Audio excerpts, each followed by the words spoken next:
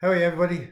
Um, Welcome to my studio.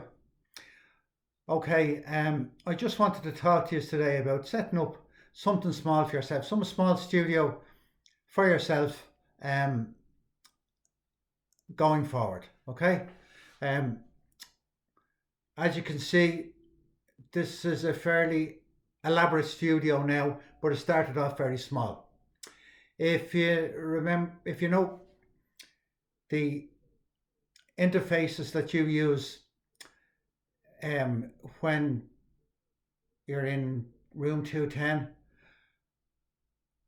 I'm talking to you through one of them now, a Presonus interface. And with it, I got this pack as well. Um, there it is, the right way around. Yeah, Studio One. Okay. Um, I I happened to buy Pro Tools on a student rate at the time, so I didn't use Studio One ever. But if you buy one of these um, interfaces, you'll get a studio. You get a free studio with it. You'll get Studio One with it, and that's perfect for starting off. So you have an interface and you have a DAW, Studio One, on your laptop. So the next thing you're going to need is a microphone. Microphone I'm talking to through here, an SM58 dynamic microphone. Um, that's perfect for it. Okay. Um, if that's no good, well then you can get yourself a condenser microphone. I'll give you an example.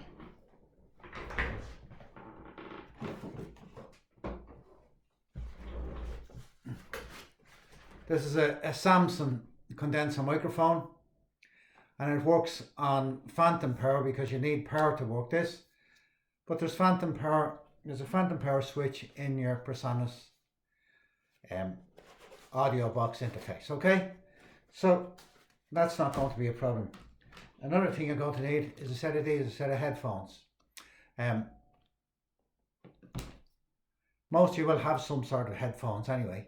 You can start off with them.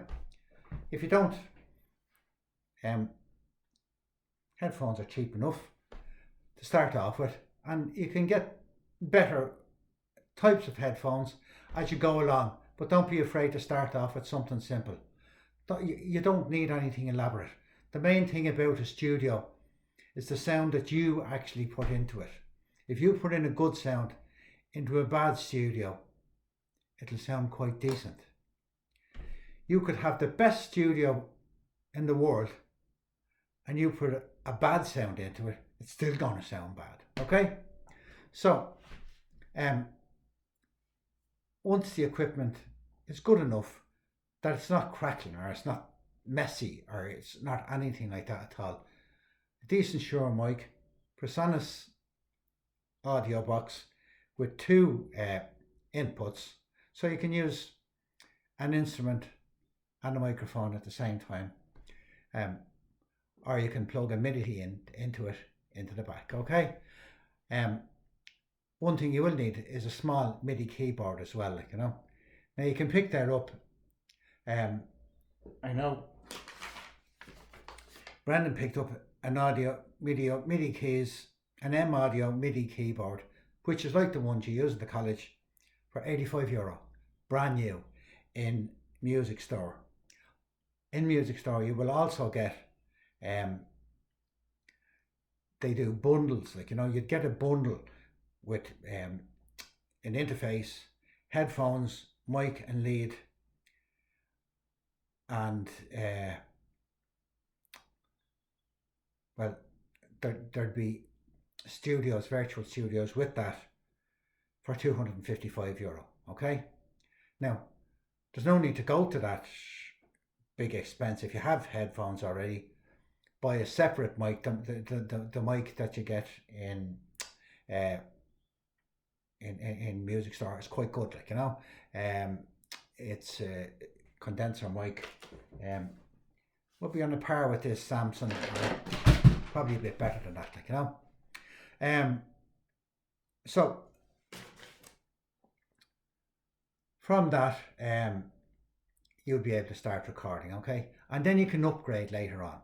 You can upgrade to things like, if you see over here,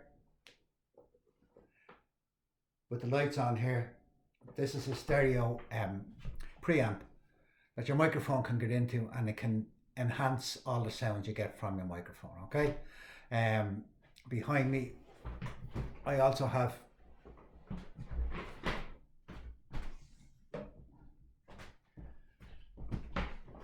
two pencil condenser mics here that I use for recording acoustic instruments, like that guitar over there, a guitar behind me, and it records them in stereo. They need phantom power, which you'll get in your audio box as well. I used them with my PreSonus audio box for a long time until I upgraded. I now have a bigger interface there, a Focusrite 8-channel interface. You can upgrade to all those things later on. I started off small, and now I have all this, like, you know. The place, your actual recording studio, the place where you record, once it's not a toilet or somewhere where there's massive echoes or anything in it like that, it's usually quite good. If you're using a MIDI, it doesn't matter what the acoustics are like, because the sound is going straight into the computer. It's not affected by the sound actually in the room. Sounds in the room can affect your vocals, and that sometimes you get a shield that goes around your vocal mic, and that takes a lot of that sound, the bad echoes and all from it, like, you know. Other than that, you can deaden it with curtains, you know, blankets, stuff like that, like, you know, if you have to go to those extremes. There's quite a good sound in this room that I'm in now. This is just, it's not a purpose-built room, but it turned out very well as a studio. It's quite soundproof, and if you look up here at the roof is apex, which means there's no echo coming straight back down from the roof again, because it has an apex, and it's wood as well, so it absorbs the sound quite well, like, you know. But these, like, when you're doing initial recordings, these are things that shouldn't worry you too much, okay? Once you put in a good sound, you'll get a good sound from it, okay? Nothing else really. Just set yourself up with something small. Get something. You're all quite good at what you do now, so try and set yourself up with something small and get going at your recording. Okay? Best luck. Bye.